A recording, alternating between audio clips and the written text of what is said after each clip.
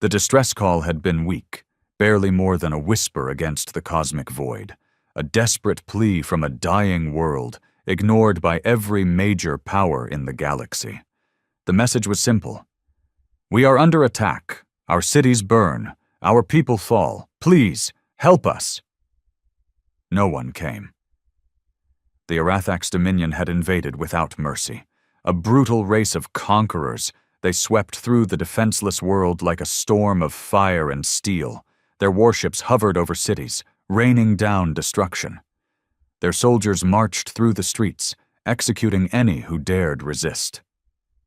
The planet, once known as Valen IV, was doomed to be just another name erased from the star charts, its people enslaved or exterminated. The Galactic Council heard the call and did nothing. They muttered about diplomatic complications, about non-interference treaties, about acceptable casualties. They would not risk war with the Arathax for a world that held no strategic value. And so, the galaxy turned its back. But they had forgotten something. Valen IV was not just any world, it was a human colony, and humanity never let its own fall. The attack fleet dropped out of hyperspace in perfect formation. 500 warships, a force that should not have existed. The Council had believed humanity was weak, fractured, unable to muster such a force. But they had underestimated them. The fleet's flagship, indomitable, a monstrous dreadnought bristling with weaponry, led the charge. At its helm stood Admiral Elias Vance, his expression carved from stone, his voice calm as he issued the order that would change everything. "Begin orbital bombardment. Let them feel what it's like to be on the receiving end." The skies of Valen IV erupted in fire. The Arathax had never feared humanity. They had seen them as upstarts, primitive and reckless, more suited for dying in the fringes of space than waging war against an empire. They were wrong. Humanity had spent centuries fighting among themselves, perfecting the art of war in a way no other species had. The Council had outlawed mass planetary invasions, had discouraged total war. Humanity had ignored those rules. They had built ships for a fight they had hoped would never come, but had prepared for anyway. And now that preparation was paying off.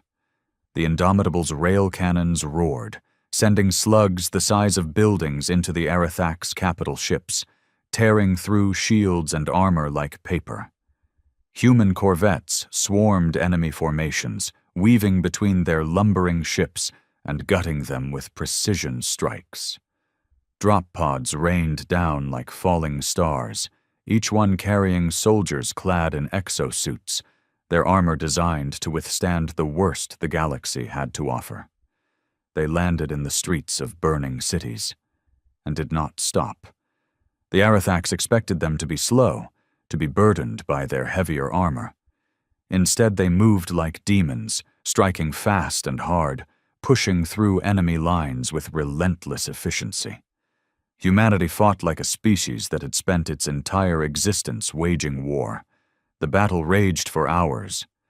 By the time the last Arathax warship tried to flee, it was too late. Humanity had surrounded them, leaving no escape. Admiral Vance watched as the enemy flagship burned in the void, its hull breaking apart. He did not smile. There was no joy in war, only duty. The people of Valen IV had been abandoned, left to die, but not by humanity, never by humanity. Because when one of their own cried out for help, humanity answered.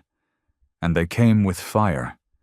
The aftermath of the battle left the skies above Valen IV littered with wreckage.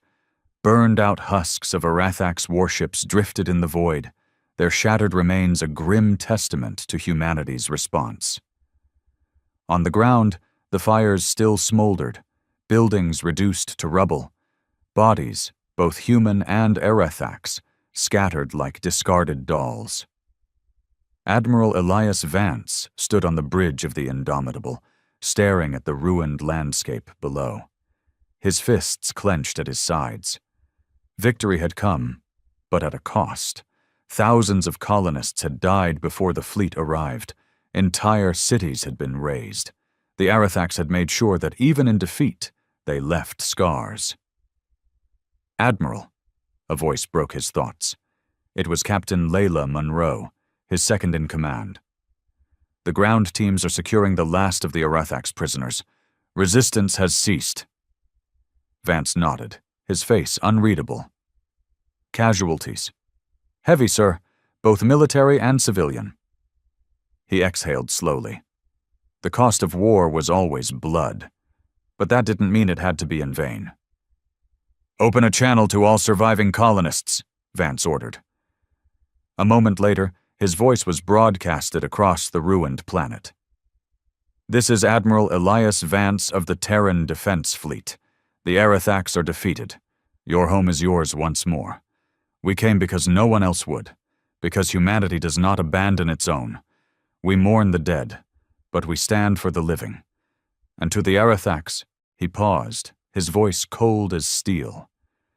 "You thought no one would come. You were wrong, and you will never forget this day." On the surface, survivors staggered from underground shelters and half-collapsed buildings, their faces dirty, their eyes hollow with exhaustion. Some wept. Others simply stared in disbelief at the sight of Terran soldiers patrolling the streets, not as conquerors, but as liberators. A young girl, no older than 10, clutched her mother's hand as she watched a squad of soldiers clear debris from a collapsed school. One of them, his armor scratched and dented from battle, knelt beside her, pulling a ration bar from his pack. "Here, kid," he said gruffly, handing it over. She hesitated, then took it. Are they gone?" The soldier glanced at the sky, where the wreckage of the enemy still burned. "Yeah," he said. "They're gone." For the first time in weeks, she smiled. But humanity's fight wasn't over. In the dark corners of the galaxy, the Arathax Dominion reeled from their unexpected defeat. No one had ever hit them so hard before, had ever made them bleed so badly. And now, their high command sat in stunned silence, watching the footage of their burning fleet, their fallen soldiers. "They weren't supposed to be capable of this," one of the warlords muttered. "They weren't supposed to care," another growled. "The Council ignored the colony. We assumed the humans would too." The Supreme Warlord, a towering figure with coal-black eyes, leaned forward. "Then we assumed wrong." His voice was low, dangerous. "Humanity is not the weak, divided species we thought. They came when no one else did, and they came with fire and vengeance." A silence stretched across the chamber. "Then we must prepare," one of the warlords said. "Because if they did this for a single colony, what will they do if we push them further?" The Supreme Warlord's fingers curled into a fist. "They will come again." His eyes burned with something between fury and admiration. "And this time, we must be ready." The fires of Valen IV had barely cooled when the first whispers of war began to spread. Across the galaxy, the news of humanity's intervention sent shockwaves through political halls, war councils, and hidden power brokers.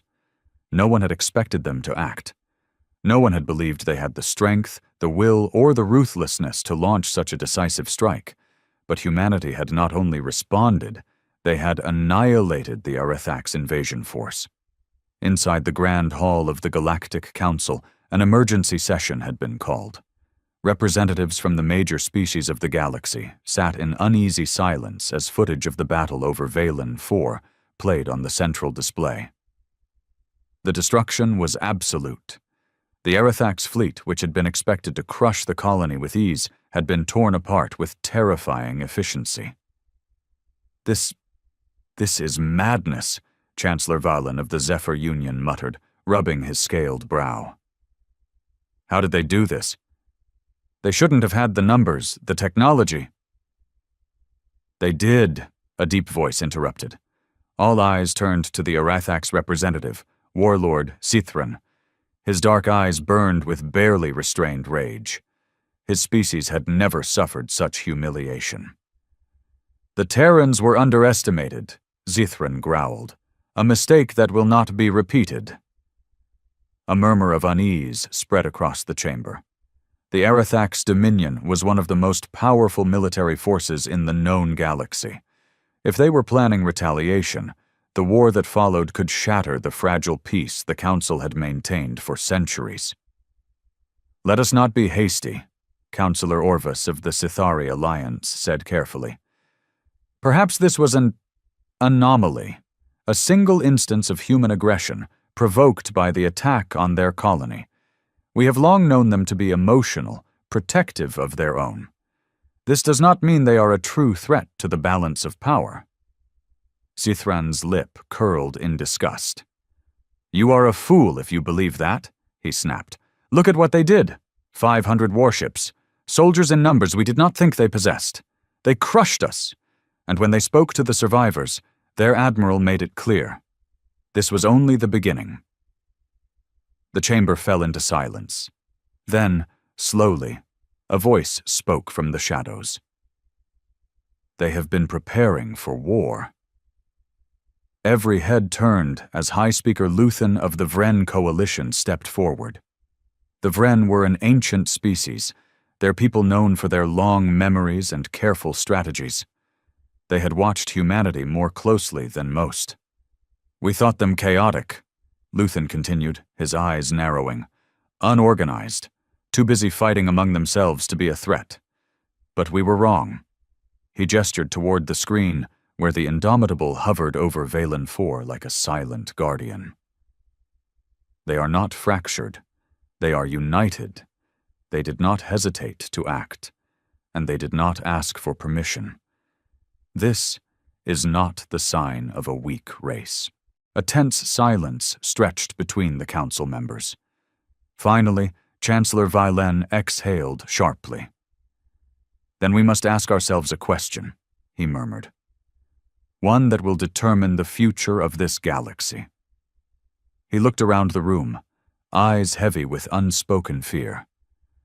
Are the humans our allies, or our doom? Back on Valen IV, the surviving colonists worked alongside Terran soldiers, rebuilding what had been lost. Admiral Vance stood on the edge of the ruined city, gazing up at the sky, where the Terran fleet still held position. "This won't be the last time we do this," Captain Monroe said beside him. Vance nodded. "Number it won't." She hesitated. "What do you think the Council will do?" He exhaled slowly. "They'll debate, they'll hesitate, they'll lie to themselves, pretend we're still a small, insignificant species." Then, finally, he turned to face her, his expression hard. "But the Arathax won't wait. They'll come back, stronger, angrier, and this time they won't just target a colony." Monroe swallowed. "Earth." Vance didn't need to answer. They both knew the truth. Valen IV had been the spark. The fire was coming. The war drums of the Arathax Dominion beat in the darkness of space. From the shattered remnants of their fleet, survivors returned to their home world, carrying a message of humiliation and vengeance. Warlord Zithran stood before the grand conclave of the Dominion, his body still bearing the wounds of Valen IV, his pride bleeding far worse than his flesh. "We were wrong about humanity," he growled, his voice echoing through the war hall. "We thought them weak. We thought they would not come. They did, and they brought with them a fire unlike any we have ever faced." A murmur spread through the warlords gathered before him. The Arathax prided themselves as conquerors, undefeated for centuries. But now the stars themselves whispered of their failure. A towering figure stepped forward, High Warlord Varzathan, supreme leader of the Dominion. His presence alone was enough to silence the room. He gazed at Zithran, his expression unreadable. "You return in disgrace," Varzathan said, But disgrace is not the same as defeat. Tell me, Warlord, did you learn? Zithron clenched his fists. Yes, High Warlord. He took a slow breath. We underestimated them. Their technology is not as primitive as we believed. Their strategies are not as reckless as we assumed. And worst of all, his jaw tightened. They are not afraid of us.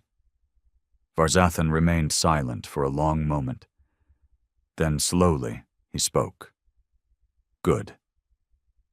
The room stilled. Fear makes for weak enemies, the High Warlord continued. I would rather face a foe that fights, a foe that bleeds, a foe that makes us stronger. His dark gaze swept over the assembled warlords. But they must understand their place. Humanity has made their move. His voice dropped to a dangerous growl. Now we make ours. Zithron straightened.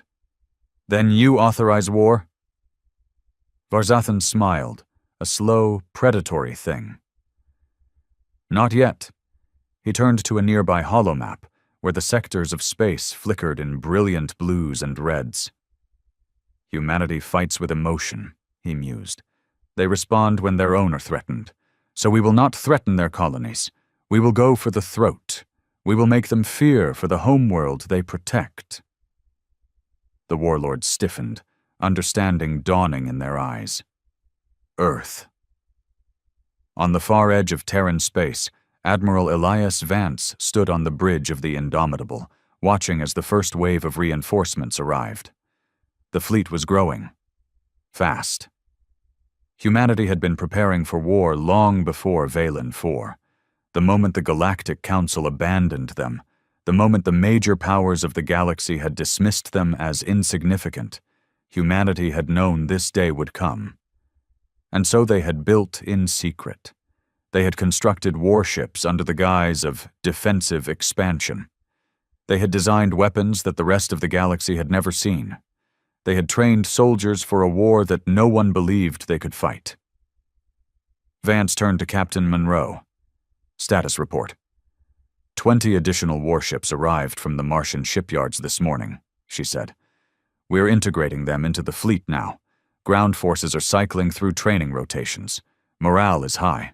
Everyone knows what's coming. Vance nodded. They all felt it. The tension in the air. The quiet before the storm. Humanity had made its move. Now they were waiting for the counterattack, and it would come. You think they'll hit the outer colonies again? Monroe asked. Vance shook his head. No. He exhaled slowly, his eyes dark. If I were them, I'd go straight for Earth.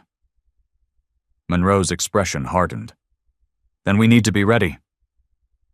Vance turned back to the massive viewport, watching the fleet prepare. They would be ready, because when the Arethax came, humanity would show them what war truly meant. The Arethax invasion fleet moved like a silent storm through the void, its massive warships blotting out the stars as they advanced toward their target. Earth. The Dominion had not sent raiding parties this time. They had not come for resources or colonies on the fringes. They had come to end humanity before they could grow into a true galactic power. High Warlord Varzathan stood aboard the bridge of his flagship, the Eclipse of Dominion, watching as his fleet sailed through the cold expanse of space. His expression was calm, but beneath it burned a hunger for retribution. Time to target? He asked. 3 standard days, one of his officers reported. Human fleet formations detected in the Sol system. They are preparing for war. Varzathan smiled darkly. Let them prepare. This would not be a mere battle. This would be an extermination. Back on Earth, the skies were alive with movement. Massive orbital platforms churned with activity as battleships were loaded with final supplies. Fighters screamed across the sky in tight formations, weaving between towering skyscrapers that had been transformed into last resort defensive positions. Humanity had seen this coming, and they were ready. Admiral Elias Vance stood in the war room beneath the United Terran Command Center in Geneva, surrounded by holographic projections of the incoming Arathax fleet. The enemy was vast, 2,000 warships, countless strike craft, and enough firepower to reduce Earth to dust. The room was tense. High-ranking officers, generals, and political leaders all stood around the table, watching as the red wave of enemy ships closed in. President Alan Graves broke the silence. "What's our best estimate, Admiral?" Vance's voice was steady, but grim. "They outnumber us 3-1. Their ships are larger, more heavily armored, and have greater energy output." A murmur spread through the room. "But they don't have our technology," Vance continued. "They don't have our tactics, and most of all, they don't have our will." Graves nodded slowly. "Then what's the plan?" Vance stepped forward, his eyes locked on the incoming enemy formation. "We draw them in, make them think they're winning." He gestured toward the outer planets of the Sol system. "We feign a desperate defense at Jupiter. We give them blood, but we don't break. When they push forward, we snap the trap shut." A new hologram flickered into existence. Hidden Terran battle groups, concealed on the dark side of the moon, buried beneath Mars' surface, waiting in deep space beyond the system. "When they commit their forces to the final push toward Earth, we cut off their retreat," Vance said, his voice like steel. "We will turn Sol into a graveyard. They will come expecting conquest. They will find annihilation." The room was silent for a moment. Then, slowly, President Graves nodded. "Then let's give them hell." 3 days later, the Arathax fleet entered the Sol system. And humanity was waiting. The Arathax Armada surged into the Sol system like a tidal wave of death. The vastness of their fleet was a sight the galaxy had rarely seen. 2,000 warships, countless support craft, and planetary bombardment weapons capable of rendering Earth into molten ruin. From the bridge of the Eclipse of Dominion, High Warlord Varzathan watched as his forces swept past the gas giants. The primitive Terran outposts stationed on Jupiter's moons were obliterated in moments, their defenses crumbling under the sheer might of the Dominion's firepower. "Resistance is weak," one of his officers reported. "Terran forces are retreating toward Mars." Varzathan exhaled in amusement. "Good," he murmured. "Let them run. Let them feel powerless before us." But as his fleet pushed deeper into the system, an uneasy sensation crawled at the edges of his mind. Something was off. The humans were fighting back, yes, but not the way he expected. They weren't making a final stand at Jupiter or Mars. They weren't throwing their full fleet into a desperate last-ditch battle. Instead, they were withdrawing in an orderly, calculated fashion, skirmishing just enough to slow the Arathax advance before falling back again. Varzathan's eyes narrowed. They weren't retreating. They were luring him in. On the dark side of the moon, deep within the concealed command center of Lunar Defense Station Aegis, Admiral Elias Vance stood with his arms crossed, watching the battle unfold in real time. The Arathax were doing exactly what he needed them to do. Captain Monroe stood beside him, scanning the tactical readout. "They're pushing hard," she said. "We've lost the outer listening posts. Some of our outposts in the asteroid belt have gone dark." "Acceptable losses," Vance replied coolly, his eyes locked onto the massive red cluster representing the enemy fleet. "They're too focused on the chase. They think we're running." Monroe nodded. "And when they get too close?" Vance's lips curled into a grim smile. "We shut the door." Hours later, the Arathax reached Earth's orbit. The planet was before them now, bathed in blue and green, its cities glimmering like jewels in the darkness of space, the homeworld of humanity, the prize. Varzathan stared at it, a slow smirk forming on his face. "It's over," he declared. "Begin orbital bombardment preparations. We burn this world to ash." The command deck erupted into activity. Orders were issued, targeting systems locked onto key cities: New York, London, Beijing, Moscow. Within minutes, the fleet would rain fire down upon them. Then, the alarms screamed. "What is this?" an officer barked. Varzathan turned sharply toward the tactical display, his eyes widening as hundreds of Terran warships erupted from hidden positions behind the Moon, Mars, and deep space beyond Pluto. They hadn't been retreating. They had been lying in wait. "Impossible!" someone shouted. A new voice cut through the bridge, deep and cold. "Varzathan." The holoscreen flickered, and suddenly Admiral Elias Vance was staring straight at the Arathax warlord. "You walked right into it." The human fleet opened fire. The battle for Earth had begun. The void of space ignited with the fury of 1,000 suns. The moment the trap was sprung, humanity struck with merciless precision. From behind the Moon, from the depths of Mars, from the shadows of deep space, warships surged forward, their weapons unleashed in a cataclysm of fire and destruction. Arathax warships, caught in tight battle formations, were torn apart before they could react. Mass drivers, railguns, and plasma lances ripped through their thick hulls like they were made of paper. Swarms of Terran starfighters darted through the chaos, slipping between enemy defenses and delivering payloads of hyperkinetic rounds directly into weak points. Admiral Elias Vance watched from the bridge of the Indomitable, his expression stone cold as the battlefield unfolded. "They're trying to reposition," Captain Monroe said, her fingers dancing across the holomap. "We hit them too fast. They're scrambling." "Not fast enough," Vance replied. "Keep the pressure on. No mercy." On the battlefield, the Arathax fleet reeled. High Warlord Varzathan bared his fangs as the eclipse of dominion shuddered violently, sparks flying across the command deck. "Report!" he roared. "Multiple capital ships destroyed. We're being flanked. The humans, they were waiting for us." Varzathan's mind raced. This was not the desperate defense of a dying species. This was a counteroffensive, one planned with chilling precision. "We underestimated them," he growled, gripping the railing. "We thought them weak. That was our mistake." But mistakes could be corrected. "Pull back the second and third battle groups," he ordered.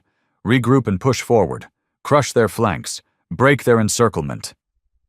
His warlords hesitated. "But High Warlord, our retreat is cut off." A slow, sinking feeling settled in Varzathan's gut. He turned to the tactical display. Humanity's fleet had maneuvered around them with terrifying speed. Their retreat routes were gone. Their forces were surrounded. The realization hit him like a hammer. This wasn't just a battle. This was an execution. Across the battlefield, Terran warships pressed the attack, giving no quarter. Aboard the Indomitable, Vance watched as the enemy fleet faltered. Their formations broke. Their ships fired wildly, desperately trying to carve an escape route that no longer existed. "This is it," Monroe said. "They're finished." Vance nodded. He activated the fleet-wide comms. "All ships, engage at will." A final wave of missile salvos and railgun volleys slammed into the Dominion fleet. The massive Arathax battleships, once symbols of their unstoppable empire, were torn apart one by one, reduced to drifting wreckage in the void. Varzathan's flagship, the Eclipse of Dominion, was the last to fall. As its burning hull spiraled toward Earth's atmosphere, its final transmission echoed through the darkness. "We should have killed them before they became a threat." Then, with a final explosion, the last remnants of the Arathax invasion fleet ceased to exist. Humanity had won, and the galaxy would never underestimate them again. The wreckage of the Arathax fleet drifted lifelessly in the void, a silent graveyard of twisted metal and shattered warships. The once mighty Armada that had come to erase humanity had been utterly destroyed. On Earth, cheers erupted across every city, every bunker, every military command center. People poured into the streets, waving flags, embracing strangers, crying tears of relief and victory. From the underground war rooms of Geneva to the orbital stations that had barely survived the initial skirmishes, the message was the same. Humanity had won. But on the bridge of the indomitable, Admiral Elias Vance was not celebrating. He stood motionless, watching the tactical screen, his mind still processing what had just happened. The Dominion was powerful, ruthless, unforgiving, and now they had suffered the worst defeat in their history. Captain Monroe approached cautiously. "Sir, the battle is over. We did it." Vance exhaled, his jaw tightening. "No," he said quietly. "We won a battle. The war is just beginning." Monroe frowned. "You think they'll come back?" Vance turned to her, his expression grim. "We just humiliated one of the strongest empires in the galaxy. They won't let this stand." He glanced at the wreckage of the Aerathax fleet.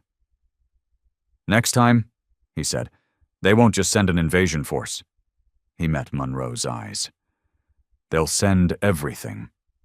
Far beyond the Sol system, on the Dominion homeworld of Zarkon, the news of the catastrophe had reached the throne room of the Aerathax High Council. The room was vast, dark, and lined with towering banners of past conquests. At its center sat the Primarch of Dominion, the supreme ruler of the Aerathax. His 6 golden eyes glowed dimly as he listened to the trembling voice of the warlord who had survived the battle. They fought like no species we have ever faced," the warlord stammered. "Their strategies, their ferocity. It was as if they knew every move we would make before we made it." The Primarch's claws tapped against his stone throne. "And what became of High Warlord Varzathan?" The warlord hesitated. Then, bowing his head, he spoke. "Dead, my lord. His fleet, gone." Silence. The gathered warlords shifted uneasily, awaiting the Primarch's reaction. Then, slowly, the ruler of the Aerathax Dominion rose from his throne. His towering form cast a shadow across the chamber, his presence suffocating, his aura of power undeniable. For centuries, no species had dared to stand against the Dominion. But now, humanity had shattered that illusion. "They thought no one would come to their aid," the Primarch said, his voice like distant thunder. "They believed they were alone. But when we came to conquer," his 6 golden eyes burned brighter. "Earth's mightiest Armada arrived." His claws clenched into fists. "Very well. If it is war they desire—" He turned to his gathered warlords, his voice a whisper that rumbled through the chamber like a storm. "Then we shall bring them extinction." The war for humanity's survival had only just begun. The celebrations on Earth lasted for days, but Admiral Elias Vance had no time to indulge in victory. He knew the war was far from over. Inside the United Terran Command Center, deep beneath Geneva, holographic displays flickered with disturbing intelligence. Reports from long-range probes and deep space scouts told a terrifying story. The Aerathax Dominion was moving. "We've intercepted their transmissions," said Lieutenant Kaito, the head of Terran intelligence. "The Dominion High Council is furious. They've declared us a cosmic infestation that must be eradicated." Vance folded his arms, his expression unreadable. "What are we looking at?" Kaito tapped a command on the holotable. A new fleet materialized in the projection. It was like nothing they had seen before. "The Dominion isn't just sending another invasion force," Kaito said grimly. "They're mobilizing their entire war machine." The room fell silent. Hundreds, no thousands of warships, far beyond what humanity had just fought off. Dreadnoughts the size of cities. Siege platforms capable of obliterating entire continents. weapons so advanced that even the best minds in the Sol system could barely comprehend them. This is a full-scale eradication campaign, said Captain Monroe. They don't just want to conquer us anymore, they want us gone. Vance's jaw tightened. He had expected retaliation. He had expected vengeance. But this was genocide in the making. President Alan Graves, standing at the head of the room, took a deep breath. What are our options? Vance's voice was low but firm. We fight. Graves narrowed his eyes. Can we win? Vance turned back to the holomap. The odds were impossible. 3,000 Dominion warships against the battered remnants of Earth's fleet. And yet, when he looked at the faces around the table, he saw no fear, only defiance. He exhaled. We don't need to win, he said. We just need to make them regret coming. Across the galaxy, the largest armada in Arathak's history began its march toward Earth. At its helm, aboard the Harbinger of Extinction, stood the Primarch of the Dominion himself. He gazed at the distant stars, his 6 golden eyes filled with cold fury. Let the humans gather their fleet, he murmured. Let them believe they have hope. His claws flexed. This time we do not stop until their world burns to its core. And so the final war for humanity's survival began. The storm of war came faster than anyone had predicted. Within weeks, the Dominion's apocalyptic fleet surged toward the Sol system. The vastness of their numbers was beyond anything humanity had faced before. 3,000 warships, siege platforms capable of turning planets to molten wastelands, swarms of hunter-killers designed to seek out and eliminate survivors. Against them stood Earth's last line of defense. The united Terran Armada, battered but unbroken, assembled at the edge of the system. Every remaining warship, every station-mounted cannon, every last defensive satellite was turned toward the incoming storm. Even civilian freighters had been retrofitted with makeshift weapons. The people of Earth did not run. They did not beg for mercy. They stood. The Battle of Sol was unlike anything the galaxy had ever witnessed. The Dominion came with overwhelming force, but the Terran fleet fought like demons. Human warships, outnumbered and outgunned, executed daring maneuvers that defied all logic. Fleets of AI-controlled drones filled the void, slamming into Dominion vessels with terrifying precision. Orbital platforms rained nuclear fire onto the approaching enemy. And when the Dominion breached Mars' defense line, humanity deployed its final weapon. The Thanatos Protocol. Experimental dark matter warheads, forbidden by interstellar law, were detonated within the heart of the enemy fleet. Reality itself seemed to tear apart as gravitational distortions shredded hundreds of Arathak's warships. But even that was not enough. The Dominion pushed forward. They shattered Earth's first line of defense. They broke past Mars. They reached Earth's orbit, and then humanity did what it always did best. It adapted. Using guerrilla tactics, ambushes, and desperate last stands, human forces fought on. Even when the orbital stations fell, even when the space docks were turned to rubble, humanity refused to surrender. Then, in one final act of defiance, Admiral Elias Vance led a suicide strike against the Harbinger of Extinction, the flagship of the Dominion Primarch himself.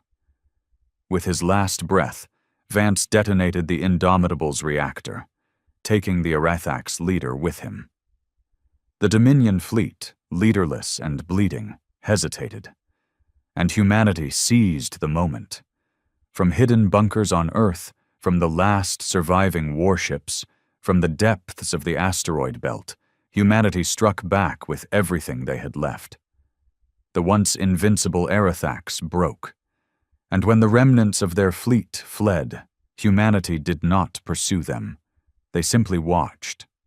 Watched as the Dominion, the once great conquerors of the galaxy, ran from the species they had sought to destroy. Years later, the scars of war still remained. Earth had been battered, but it endured. The Dominion, once the greatest power in the galaxy, had never recovered from their defeat. Other alien civilizations, once too afraid to challenge them, rose up in rebellion. The empire that had terrorized the stars for centuries began to crumble. Humanity had not just survived. They had changed the fate of the galaxy forever. And so, when future generations looked to the stars, they did not see darkness. They saw a future they had won with blood and fire. Because when the universe came to erase them, when the Dominion believed Earth would stand alone, when all hope seemed lost, Earth's mightiest armada arrived.